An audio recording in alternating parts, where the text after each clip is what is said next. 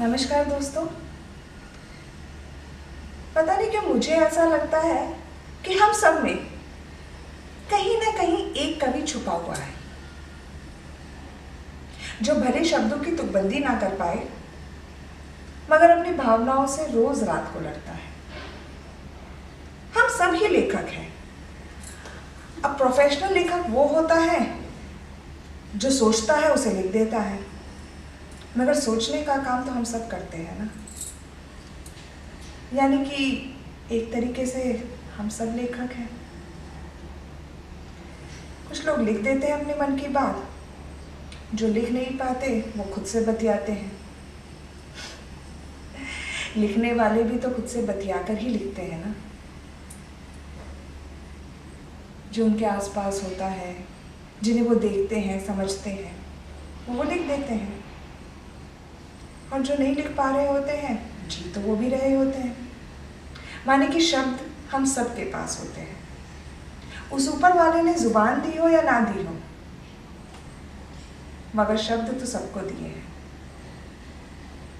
वो शब्द जो हमारी भावनाओं का चोला पहन कर आते हैं, वो शब्द जो शायद हम किसी को सुना ना पाए, पढ़ा ना पाए, मगर हमारे पास रहते हैं, जिससे हम अंधियारी रातों में अक्सर बातें किया करते हैं।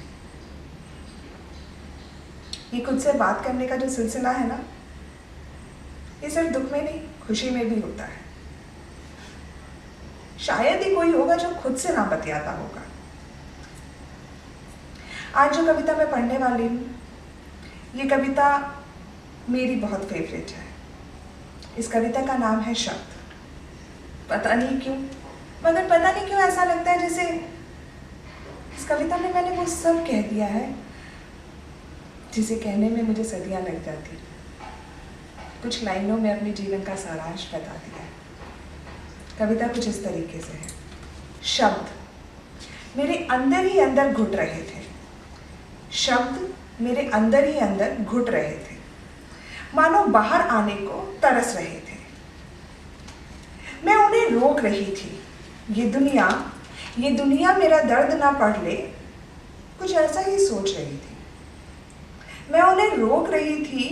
ये दुनिया मेरा दर्द ना पढ़ ले, कुछ ऐसा ही सोच रही थी। अपनी हंसी का मुखौटा मैं कभी ना उतारती, अगर ये घटना अभी यूं ना घट जाती। अपनी हंसी का मुखौटा मैं कभी ना उतारती, अगर ये घटना अभी यूं ना घट जाती। अच्छा हुआ, बहुत अच्छा हुआ जो तुमने सबके सामने आज मुझे ठेस पहुंचाई। कम से कम आंसुओं के बहाने ही सही मेरी भावना बाहर तो आई।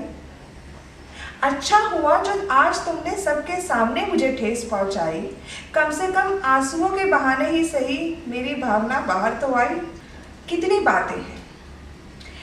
बातें हैं जिनको बोलने से मेरी जीभ लड़खड़ाती है। कितनी बातें हैं जिनको बोलने से मेरी जीभ लड़खड़ाती है। ये तो कलम से मेरी दोस्ती है जो मेरा जीवन थोड़ा बहुत संभालती है। कितनी बातें हैं जिन्हें बोलने से मेरी जीभ लड़खड़ाती है। ये तो कलम से मेरी दोस्ती है जो थोड़ा बहुत ही सही मगर मेरा जीवन संभालती है। कागज पे लिखे शब्दों को कविता ना समझिएगा। कागज पे लिखे शब्दों को सिर्फ कविता ना समझिएगा। मेरे जीवन का सारांश है ये, इसे मनोरंजन के लिए किया गया मात्र एक प्रयास ना समझिएगा। मेरे जीवन का सारांश है ये, इसे मनोरंजन के लिए किया गया मात्र एक प्रयास ना समझिएगा। शुक्रिया।